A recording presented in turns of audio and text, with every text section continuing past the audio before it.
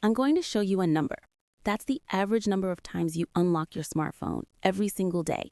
You don't have an attention problem. You have a disruption problem. Your brain has been systematically trained by trillion-dollar tech companies to crave microdoses of dopamine every 10 minutes, leaving you constantly agitated, intellectually flat, and perpetually feeling like you're waiting for the next thing to happen, instead of living the life you have. You've tried the apps, you've tried digital minimalism, you've tried putting your phone in the other room. They all fail because you're trying to treat a chemical addiction with a simple lifestyle change. It's like trying to quit smoking by just holding fewer cigarettes. But what if there was a nuclear option? A method so brutal, so complete, that it forces a chemical reset in your brain. For the past month, I undertook the 4-day digital silence challenge, a complete, total, and non-negotiable disconnect from all digital noise. No phone, no laptop, no TV, no email, no music, no podcasts, nothing that requires a screen, a chip, or a battery. And in those 4 days, I experienced a mental clarity so profound, it felt like my brain had been wiped clean, restored to factory settings. This isn't just about reducing screen time. It's about restoring your capacity for deep work, deep focus, and deep connection.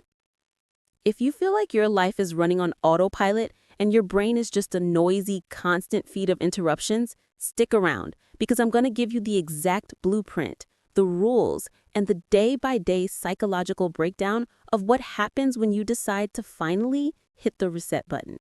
First, let's understand the enemy. It's not your phone, it's the dopamine loop. Every notification, the like, the view, the new email, is a variable reward. It's a tiny hit of dopamine. Crucially, the anticipation of the reward releases more dopamine than the reward itself. That's why you unlock your phone 47 times a day, even when you know there's nothing important there. Your brain isn't looking for information. It's looking for the chance of a reward. This is what creates attention residue. Even after you put your phone down, your mind isn't fully focused on the task at hand. It's still hovering, waiting for the echo of the notification you just missed or thinking about the comment you just read. Your focus is fragmented, leaving you perpetually operating at 40% capacity.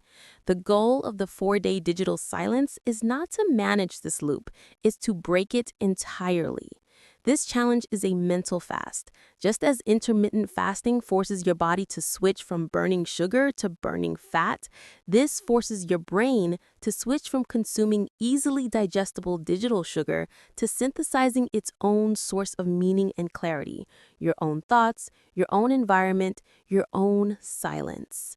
It is going to be the hardest 4 days you've experienced in a long time, but the person who emerges on day 5 will be fundamentally different.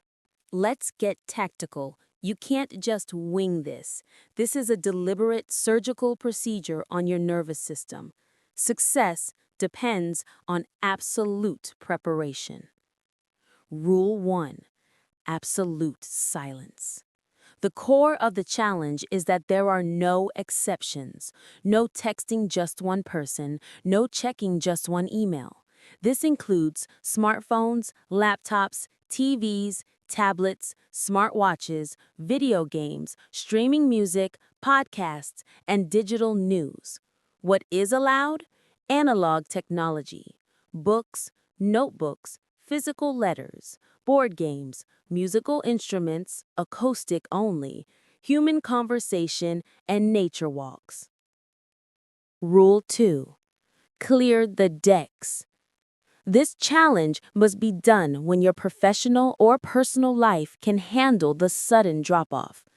You must inform your close family, your partner, and your immediate boss, if applicable, that you will be unavailable for 96 hours, not reachable by text, email, or direct message. Set your out-of-office auto-reply before you start. Use the phrase, "I am undertaking an intensive focus period and will respond on date." Rule 3: prepare the environment. You are replacing a constant stream of stimulation with a void. You must fill that void with intentional analog activities. Stock up on physical books you've been meaning to read. Buy a large blank notebook and a smooth writing pen. Plan analog creative tasks, drawing, painting, cooking, gardening. The goal is not to be bored. The goal is to be present. On Sunday night, I powered down my phone. I put it in a drawer. I put my laptop in the closet. I knew I had 96 hours of pure, unadulterated silence ahead of me, and I was immediately terrified. A split screen or quick transitions showing the date, day count, a visual diary of the narrator's state of mind, and time-lapse shots of the analog activities. Day 1. The Withdrawal. The first 8 hours felt like losing a limb. The phantom vibrations were constant. I swear, my pocket buzzed every 30 minutes. My brain tried every excuse in the book. Did I remember to pay that bill? Did my client send that file? I should just Google that historical fact I just thought of. This isn't true curiosity. This is the addiction impulse. The mind will manufacture reasons for you to seek the reward. I felt extreme FOMO, fear of missing out. I had a constant, low-level anxiety that the world was moving on without me. This is the ego fighting for survival. The ego identifies itself with the information it consumes and the attention it receives. When you cut off the digital supply, the ego panics. The only way to combat this is through radical acceptance, referencing idea number 1. I forced myself to sit with the anxiety. I named the feeling. That is the feeling of withdrawal. I didn't judge it, I just observed it. I couldn't read. My attention span was completely shot. I would read one paragraph and my mind would drift, searching for the next digital jump. I spent most of day 1 walking aimlessly and staring out the window. It felt like I was detoxing from a mild poison. The key lesson of day 1: you are not in control of your attention as much as you think you are. Your brain is reacting to external conditioning, not internal will. A split screen or quick transitions showing the date, day count, a visual diary of the narrator's state of mind, and time-lapse shots of the analog activities. Day 2 is the most dangerous day. The initial anxiety subsides, but it's replaced by something far more corrosive: boredom. Pure, unadulterated, meaningless boredom. This is the day the inner critic, referencing idea number 9, steps up. When you eliminate all external distractions, the voice in your head, the one you normally drown out with podcasts, music, and scrolling, suddenly becomes very loud. It says, "You're lazy, you're wasting time, you should be more productive, your life is meaningless." This is the ego's defense mechanism. It prefers the constant, superficial stimulation of the digital world to the deep, uncomfortable realization that it has no idea what to do with silence. Silence forces you to confront your unresolved problems, your suppressed feelings, and your existential fears. My first act on day 2 was to write. I didn't write an essay, I wrote a brain dump list. I wrote down every anxiety, every to-do item, every negative thought that came into my head. I filled 4 pages. This act of physically externalizing the noise was the first major breakthrough. The anxiety wasn't gone, but it was now on the paper, not trapped inside my head.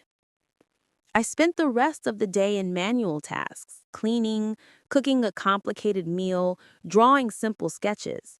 These tasks are the antidote to the digital world. They demand your full attention and provide a tangible, non-variable reward. You can't half clean a kitchen. The key lesson of day 2: silence doesn't mean peace. It means confrontation. You must face the noise inside before you can experience the silence outside. 2 to 3 minutes focused on toxic positivity and existential fatigue, referring to ideas number 2 and 5, as internal voices that get louder during the void. Day 3. The flow state. Around the 48-hour mark, something shifts chemically. The anxiety is gone. The boredom is gone. The constant urge to check a device has vanished. Your prefrontal cortex, the part of the brain responsible for deep focus and executive function, starts to breathe again. This is when the flow state begins. I picked up a book I hadn't been able to focus on for 6 months. I read for 4 continuous hours. Not skim reading, but deep immersion. I was physically, mentally, and emotionally in the book. The sentences flowed, the concepts stuck. My brain was now operating on the natural rhythms of life, not the artificial spikes of a server. My thoughts began to connect in novel ways. I wasn't just processing information, I was synthesizing it. I started seeing patterns in my life, connecting seemingly unrelated problems and generating new solutions. This is the difference between a busy brain and a creative brain. The most profound realization of day 3, I realized how little of my perceived busyness was actual productivity. Most of my previous day was just maintenance of the digital self, answering emails, checking metrics, managing social presence. Without that digital maintenance, I had hours of free mental energy. I spent the afternoon playing an acoustic guitar, something I hadn't touched in years. I didn't play well, but the joy was pure, unconnected to any audience or expectation. It was non-doing, woo-wee, in action, letting things flow without effort. Referencing idea number 7. The key lesson of day 3, your brain's natural state is focus. The digital world has trained you out of it, but 2 days of silence is enough to bring it back online. 2 to 3 minutes focused on toxic positivity and existential fatigue, referring to ideas number 2 and 5, as internal voices that get louder during the void. Day 4 is the reward. You wake up with the feeling of deep, quiet rest, not just physical rest, but mental rest. The voice in your head isn't screaming anymore. It's a quiet observer. You feel present. You notice the texture of your coffee cup, the sound of the wind, the subtle shifts in light. This is the state of Turiya, the 4th state of consciousness, the pure awareness beyond waking, dreaming, and deep sleep that the ancient texts speak of, referencing the original script's core concept. I spent day 4 in the park, writing in my notebook. I didn't write about my feelings. I wrote out a mission statement for the next 6 months of my life. The clarity was shocking. I could see the clutter in my goals, the distractions in my schedule, and the relationships that needed attention. The digital silence didn't solve my problems, but it cleared the noise so I could see the problems and the solutions clearly. I realized that the biggest trap wasn't the phone itself, but the comparison trap. I wasn't anxious about my own life. I was anxious about my life compared to the curated highlight reels of others. Without social media feeding the comparison engine, my ego simply relaxed. It had nothing to fight for, nothing to measure itself against. The key lesson of day 4, the purpose of the reset is not to hate technology, but to establish a new boundary. It's about making technology a tool you use deliberately, rather than a master you obey instinctively. Tally marks or simple, bold infographics summarizing the key points. I successfully completed the 96 hours. When the timer hit 0, I walked over to the drawer, I picked up the phone. I didn't feel a rush of excitement or a desperate urge. I felt indifferent. And that indifference was the most valuable gift of the entire challenge. Here are the 3 unexpected and critical lessons learned from the digital silence. Takeaway 1, you have 5 extra hours per day. Before the challenge, I felt busy all the time. After the challenge, I calculated the sheer amount of time I regained. If you cut out 47 phone unlocks in the subsequent attention residue, you reclaim a minimum of 5 hours of effective focus time per day. That's 35 hours a week. Enough time to learn a language, start a side business, or write a novel. You are not lacking time, you are lacking focus. Takeaway 2, true connection requires true presence. I had 2 long conversations with my partner during this period. Because neither of us had a phone within reach, the quality of the conversation changed profoundly. There were no interruptions, no checking the clock, no split attention. This is the secret to building deeper relationships. Uninterrupted presence. This is also why highly conscious people never check their phone in an argument.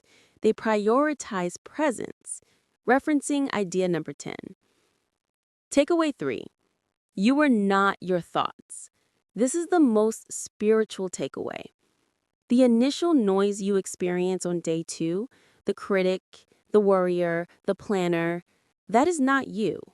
That is the ego mind.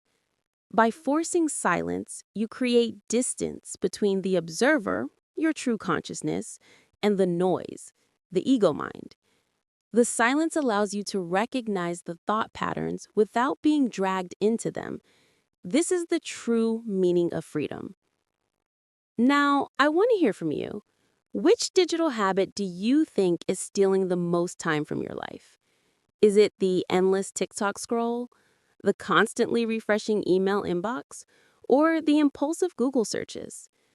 Pause this video right now and tell me in the comments below. Let's identify the enemy together. Return to the serene shot of the narrator with calm, hopeful music. The world will continue to demand your attention.